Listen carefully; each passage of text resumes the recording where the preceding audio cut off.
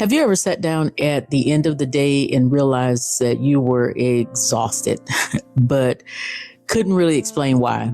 Maybe you got everything done. You answered the emails. You took care of all the responsibilities that you had for the day. You helped the family, handled work. On paper, it was a very productive day, but internally something felt off. You felt disconnected, emotionally drained, maybe even lonely. And if that sounds familiar, you're not alone. Today, I want to talk about something I see often in therapy, and that is the way constant productivity can quietly disconnect us from ourselves and from the people that we love. And perhaps most importantly, why your nervous system may be asking for something very different than what you've been giving it. We live in a culture that celebrates achievement. Busy is often viewed as successful. Rest is sometimes viewed as a laziness. And many people have learned to answer the question, how are you doing, with busy, almost as if being busy proves our value. But over time, productivity can become more than a behavior. It can become an identity.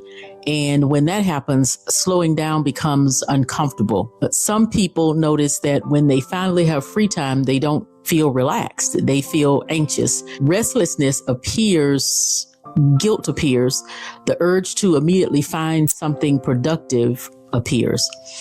That's often a sign that the nervous system has become accustomed to living in activation. So let's talk about what's happening neurologically. Your nervous system was never designed to stay activated all the time. So think about a car engine. An engine can run hard for a period of time, but eventually it needs maintenance. It needs cooling or recovery.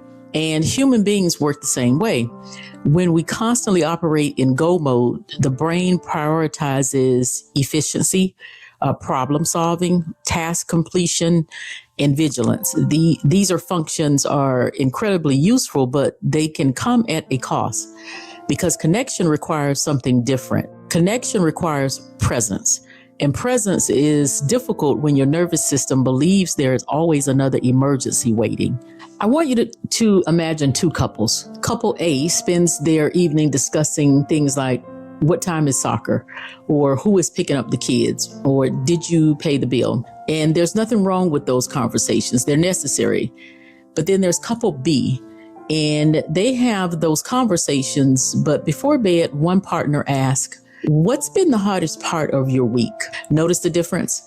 The first conversation is logistical.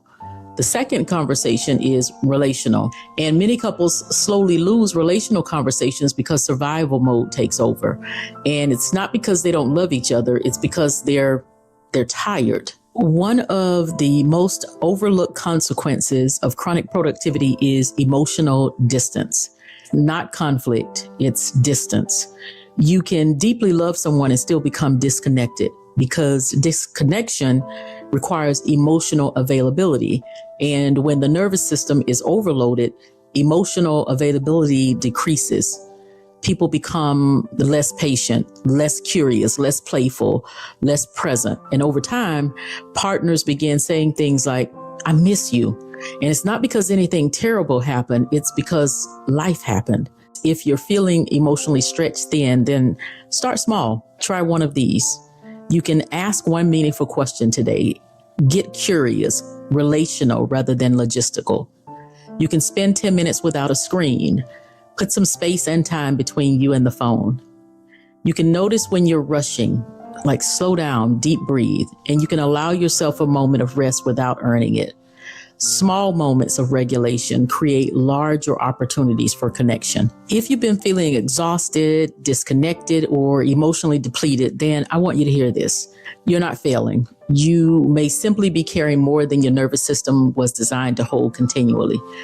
And connection doesn't usually return through dramatic life changes. It returns through small moments of presence. It's a conversation, a pause, a breath, a shared laugh, a few minutes of genuine attention. And often those small moments become the beginning of healing. If this video resonated with you, then I'd love for you to subscribe to the Anchor of Hope Counseling and Neurofeedback channel, where we talk about relationships, trauma, emotional wellness, ADHD, neurofeedback, and practical ways to create healthier connections with yourself and the people you love. So for now, take care, and I'll see you in the next video.